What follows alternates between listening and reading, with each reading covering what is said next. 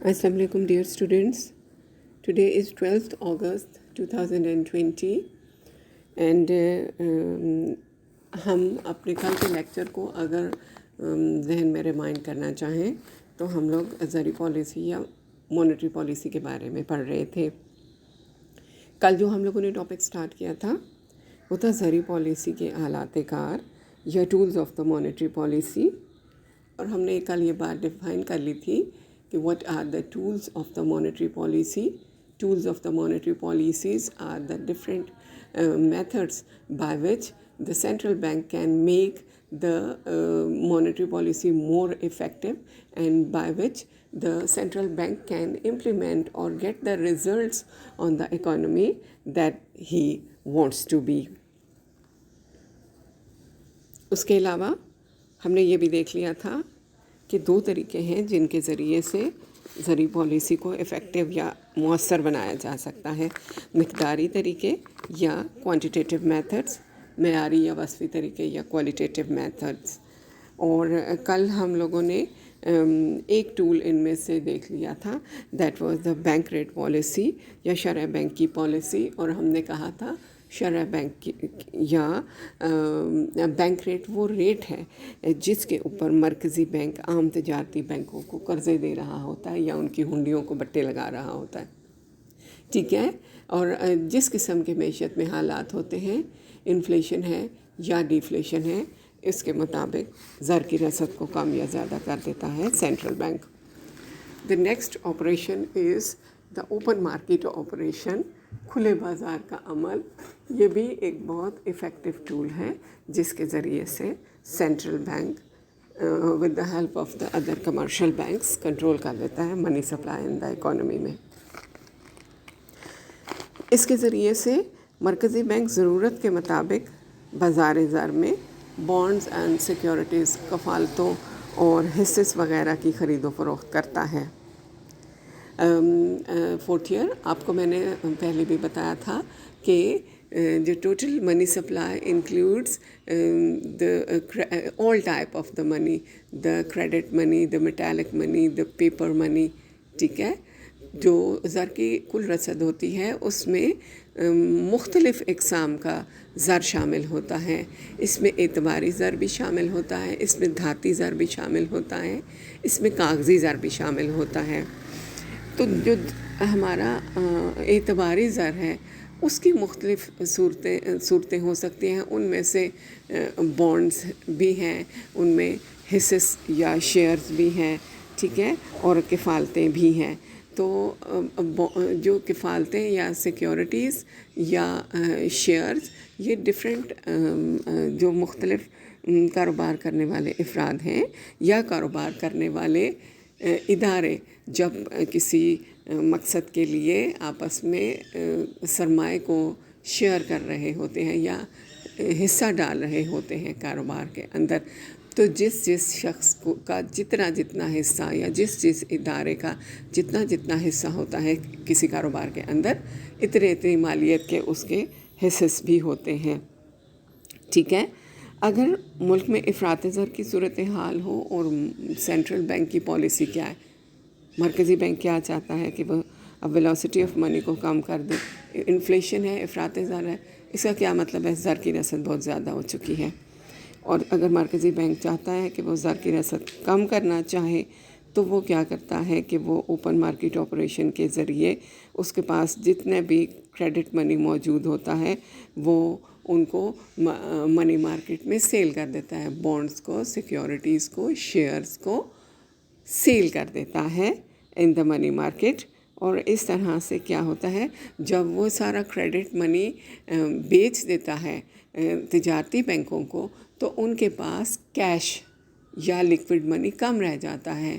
इसकी वजह से तिजारती बैंकों के लिए मुमकिन नहीं होता कि वो मज़ीद कर्ज़ा जारी कर सके इफ़राद के अंदर, और इस तरह से इफ़राद से भी ज़र की रसद कम हो जाती है। और जो इफ़रात ज़र के असरात मरकज़ी बैंक कम करना चाहता है वो इस पॉलिसी के ज़रिए से कम कर लेता है। इसी तरह से अगर तफरीत ज़र है, deflationary situation with in the economy, now what is the objective of the central bank? The objective of the central bank is to increase the money supply within the economy. تو اس مقصد کے لیے سینٹرل بینک کیا کرتا ہے کہ اس کے بعد جتنا بھی کریڈٹ منی ہوتا ہے، بانڈز ہیں، شیئرز ہیں، ان کو وہ خود خرید لیتا ہے، اور اس طرح سے لکوڈ یا کیش منی چلا جاتا ہے کمرشل بینکس کے پاس. When the commercial banks are having the more amount of the liquid money, they will be able to release more money, more credits to the general public. ٹھیک ہے. اگر تفریط زر کی صورتحال ہے تو مرکزی بینک جتنے بھی بانڈز ہیں یا حصص ہیں، تمسکات ہیں، ان کو خرید لیتا ہے اور زر لوگوں کے پاس پہنچ جاتا ہے، اور اس طرح سے مرکزی بینک جو کیش منی ہے وہ سرکولیشن میں ڈال دیتا ہے. سو دس از اوپن مارکیٹ آپریشن، اور اس کے ذریعے سے سینٹرل بینک منی سپلائی کو کم یا زیادہ کر رہا ہوتا ہے. اس کو بہتر بنانے کے لیے، اس پالیسی کو بہتر بنانے کے لیے کیا باتیں، what are the conditions to make the open market operation more effective. اس کے لیے سینٹرل بینک کیا کر سکتا ہے کہ یہ ضروری ہے کہ جب مرکزی بینک سرکاری کفالتوں کو خریدے تو تجارتی بینکوں کے نقد محفوظات میں کمی ہو. یعنی اگر سینٹرل بینک چاہتا ہے کسی پالیسی کو افیکٹو بنانا، ٹھیک ہے، تو تجارتی بینکوں کے پاس اور کوئی ذریعہ نہیں ہونا چاہیے کہ فرض کریں سینٹرل بینک ان سے کیش لے لیتا ہے، لیکن کمرشل بینکس کے پاس کسی اور ذریعے سے لیکوڈ منی موجود ہے، پیسہ موجود ہے، تو پھر زر کی رسد کم نہیں ہوگی. جب تجارتی بینکوں کے نقد محفوظات میں اضافہ ہو تو بینک زیادہ قرضے مہیا کریں. جب چاہتا ہے سینٹرل بینک کے منی سپلائی کو انکریز کیا جائے، ٹھیک ہے، اور اس مقصد کے لیے وہ اس کے ریزرو ریشوز کو بڑھاتا ہے، تو بھی جو کمرشل بینکس ہیں، جو تجارتی بینک ہیں، وہ ان کی پالیسیوں کے اوپر عمل کر رہے ہوں، حقیقت میں ان کے محفوظات میں کمی آ جائے اور اس طرح سے تجارتی بینک مزید قرضے جاری نہ کر سکے. ٹھیک ہے. تو یعنی کیا بات ہے کہ there must be a coordination between the central bank and the commercial bank. تجارتی بینکوں کے درمیان اور جو مرکزی بینک ہے ان کے درمیان آپس میں رابطہ ہونا چاہیے، اور وہ ایک دوسرے کی پالیسیوں کے اوپر عمل کر رہے ہوں. مرکزی بینک کے پاس اگر عام تجارتی بینکوں کے نقد محفوظات میں کمی بیشی ہو تو قرضوں کی مقدار میں اسی صورت میں کمی بیشی ہو جائے. یعنی تجارتی بینکوں کے نقد محفوظات کے بڑھنے سے وہ زیادہ قرضے جاری کریں اور نقد محفوظات کم ہونے سے وہ کم قرضے جاری کریں. اس کے علاوہ بینکوں کے جاری کردہ اعتباری زر کی رفتار گردش میں کوئی تبدیلی نہ آئے. The velocity of the credit money should not change. کہ اگر اعتباری زر کی رفتار گردش میں اضافہ ہو جائے گا تو اعتباری زر کی مقدار میں کمی کی پالیسی پوری نہیں ہو سکے گی. ٹھیک. منی سپلائی کم کرنے کی کوشش کر رہا ہے سینٹرل بینک. اس مقصد کے لیے ضروری ہے کہ velocity of the money, and I have already told you what is the velocity of money. Velocity of money is the rate of circulation of the money. تو سرکولیشن آف منی بھی کم ہونی چاہیے. اگر یہ کم نہیں ہوگی تو پھر سینٹرل بینک کی پالیسی بھی افیکٹو نہیں ہوگی. اس کے علاوہ money market should be effective. زر کی منڈی کو منظم اور مستحکم ہونا چاہیے. ٹھیک ہے. اگر زر کی منڈی منظم اور مستحکم ہوگی تو اسی کے ذریعے سے ہی سینٹرل بینک اپنی پالیسیز کو افیکٹو بنا سکے گا. The next tool is changes in the reserve ratios. محفوظ سرمایہ کے تناسب میں تبدیلی. What is the reserve ratios یا محفوظ سرمایہ کا تناسب؟ جس وقت مرکزی بینک مختلف تجارتی بینکوں کے ساتھ کاروبار کر رہا ہوتا ہے، ان کے کاروبار کی کیا صورتحال ہوتی ہے کہ مرکزی بینک تجارتی بینکوں کو قرضے دے رہا ہوتا ہے، ان کی ہنڈیوں کو بٹے لگا رہا ہوتا ہے، یا اور کچھ سہولیات ان کو فراہم کر رہا ہوتا ہے. تو ان تمام سہولیات کے بدلے ان کا ہر ایک تجارتی بینک کا جتنا ٹوٹل ریزروز ہوتے ہیں، ٹوٹل ان کے پاس جتنی منی سپلائی ہوتی ہے، اس کا کچھ نہ کچھ حصہ ان کو تجارتی بینکوں کو قرضہ دیتے وقت مرکزی بینک ان کے ریزروز کا کچھ نہ کچھ حصہ ضمانت کے طور پر اپنے پاس رکھ رہا ہوتا ہے، تاکہ اگر کبھی تجارتی بینک مرکزی بینک کی پالیسیوں پر عمل نہیں کر پا رہے ہیں یا کبھی تجارتی بینک کسی مشکل حالات میں آ جاتے ہیں تو مرکزی بینک اپنی پالیسیز کے ذریعے سے ان کے پاس جو تجارتی بینکوں کے ریزروز یا محفوظ سرمایہ موجود ہیں اس کے ذریعے سے وہ ان کو ان کی مدد بھی کر سکتا ہے اور ان کو مزید سرمایہ بھی فراہم کر سکتا ہے. ٹھیک ہے. تو انہی خدمات کے پیش نظر مرکزی بینک تجارتی بینکوں کی کل امانتوں میں سے ایک خاص شرح سے رقم اپنے پاس زر محفوظ کی شکل میں رکھ رہا ہوتا ہے. مثلاً اگر یہ شرح اگر 5% ہو تو کسی بینک کے پاس امانتوں کے فرض کریں 100 کروڑ روپے جمع ہوں تو اس میں سے 5 کروڑ روپے مرکزی بینک اپنے پاس رکھ لیتا ہے.